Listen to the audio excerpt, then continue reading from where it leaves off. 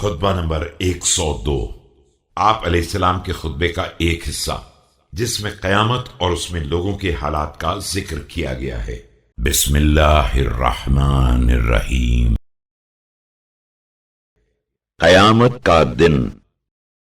وذلك يوم يجمع الله فيه الأولين والآخرين لنقاش الحساب وجزاء الأعمال خضوعا قياما قد ألجمهم العرق ورجفت بهم الأرض۔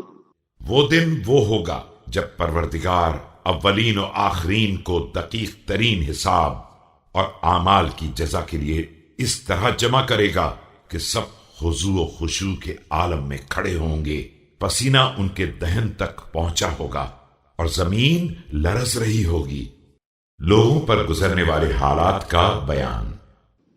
فأحسنهم حالا من وجد لقدميه موضعا ولنفسه متسعا فتن كقطع الليل المظلم لا تقوم لها قائمة۔ بہترین حال اس کا ہوگا جو اپنے قدم جمانے کی جگہ حاصل کر لے گا اور جسے سانس لینے کا موقع مل جائے گا۔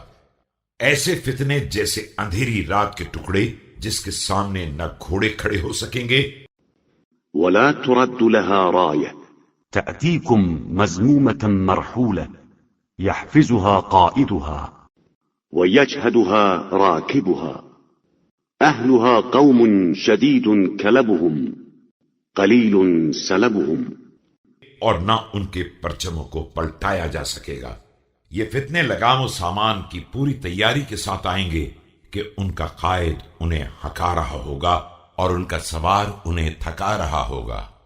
اس کی اہل ایک قوم ہوگی جس کے حملے سخت ہوں گے لیکن لوٹ مار کم۔ يجاهدهم في سبيل الله قوم أذلة عند المتكبرين في الأرض مجهولون وفي السماء معروفون۔ اور ان کا مقابلہ راہ خدا میں صرف وہ لوگ کریں گے جو متکبرین کی نگاہ میں کمزور اور پست ہوں گے۔ وہ اہل دنیا میں مجہول اور اہل آسمان میں معروف ہوں گے۔ فويل لك يا بصرة عند ذلك من جيش من نقم الله لا رهج له ولا حس وسيبتلى أهلك بالموت الأحمر والجوع الأغبر۔ اے بصرہ، ایسے وقت میں تیری حالت قابل رحم ہوگی اس عذاب الہی کے لشکر کی بنا پر جس میں نہ غبار ہوگا نہ شور و غوغا، اور عنقریب تیرے باشندوں کو سرخ موت اور سخت بھوک میں مبتلا کیا جائے گا۔